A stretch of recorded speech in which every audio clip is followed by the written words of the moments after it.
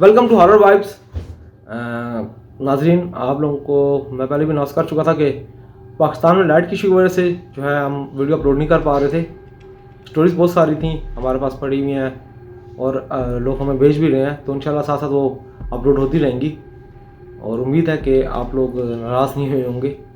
असल में लाइट का इशू है, आप लोग सबको पता है जो पाकिस्तान में रहते हैं, ख़ास तौर पर उन लोगों को कि पाकिस्तान में लाइट का बहुत इशू है। जो ही गर्मी होती है पाकिस्तान में तो लाइट गायब हो जाती है और हमारे पास अभी कोई अल्टरनेटिव भी नहीं है। इंशाल्लाह आप लोग सब्सक्राइब करें चैनल को और सपोर्ट करें ताकि हम आपके लिए रोज़ वीडियोस लेके आ सकें।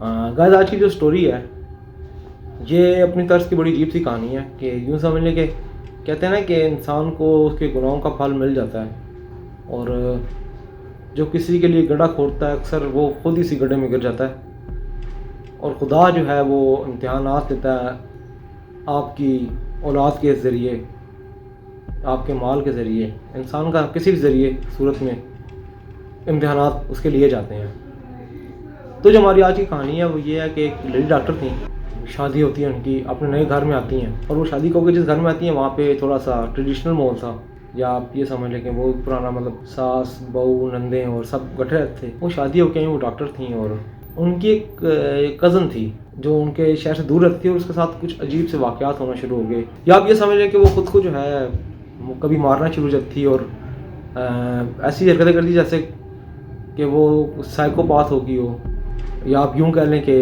अजीब सी बस उसकी हालत हो चुकी थी। तो इन लेडी डॉक्टर को जो उनकी फैमिली रिलेटिव थे उन्होंने कहा कि आप जाकर उनको देखें।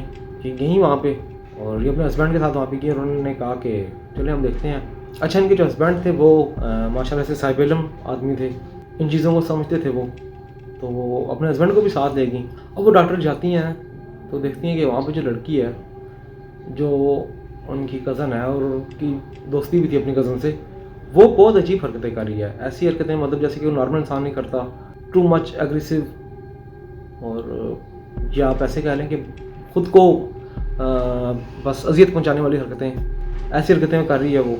और अभी ये सब चल रहा था तो इनके शोहर ने कहा कि चलें आप इनका इलाज अपने तौर पे कीजिए और फिर मैं भी रूहानी तौर पर इनका इलाज करने की कोशिश करता हूँ। अच्छा, वो जो थी लड़की जो बीमार थी, जब उसके टेस्ट रिपोर्ट्स डॉक्टर ने देखी तो डॉक्टर ने कहा कि तो रिपोर्ट्स में तो कुछ भी नहीं है, मेडिकल तो ये बिल्कुल ठीक है। जो डॉक्टर के शोहर थे उन्होंने कहा कि अगर ऐसा तो फिर इसका रूहानी तौर पे मैं देखता हूँ, शायद हमारे यहाँ ऐसा चलता है कि लोग एक दूसरे पे काला इल्म करा देते हैं और देख लेते हैं इसको कि क्या मसला है।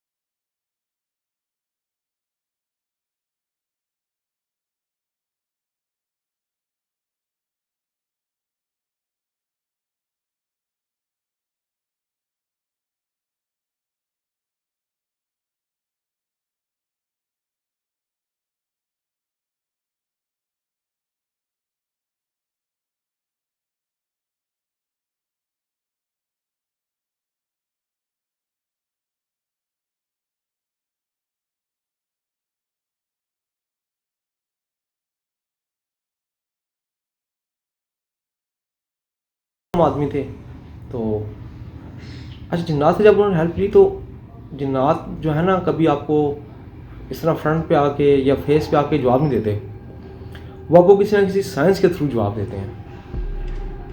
تو کچھ سائنس جنات ان کو دیے، اور پھر ان کے پاس بک تھی، تو وہ بک پہ جب انہوں نے سائنس سرچ کیے تو اس بک پہ جب انہوں نے سائنس دیکھے تو وہ سائنس سے مرنے کے تھے، یعنی کہ جو مریضہ تھی اس کی موت ہے اور اذیت ناک موت ہے. خیر ایسے ہی چلتا رہا کچھ دن، وہ علاج جاری رکھتے تھے. یہاں سے ان کے ہسبینڈ جو صاحب علم تھے وہ اپنا روحانی علاج جاری رکھے ہوئے تھے. اچھا اچانک سے نا ایک دن انہوں نے کہا کہ آپ کے گھر کا جو بیک پہ ایک واش روم ہے، تو مجھے ڈاؤٹ ہے کہ وہاں پہ کچھ چیزیں دفن ہیں. تو انہوں نے کہا ٹھیک ہے آپ دیکھ لیتے ہیں.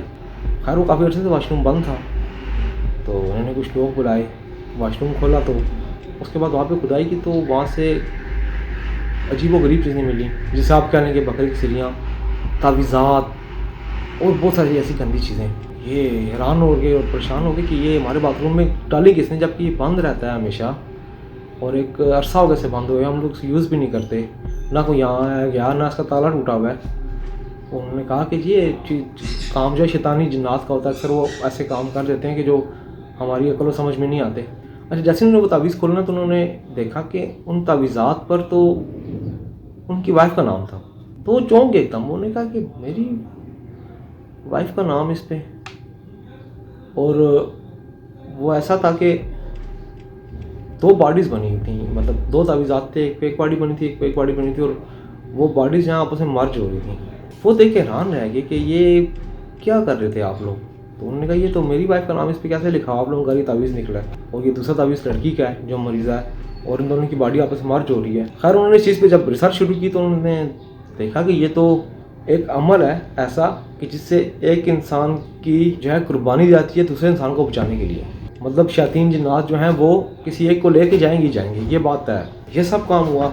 تو انہوں نے کہا کہ یار یہ تو بہت غلط چیز ہے، آپ میری وائف کو قربان کرنا چاہتے ہیں اپنی بچی کو بچانے کے لیے. انہوں نے کہا ہمیں معاف کر دیجیے، اصل میں ہم آپ کی وائف پر ہی کالا جادو قرار تھے، اور ہم چاہتے کہ یہ کبھی سکون سے نہ پائے، خوش نہ رہ پائے، اور اس کی شادی نہ ہو پائے، کیونکہ ان کے بھائی نے ہماری بیٹی سے شادی نہیں کی.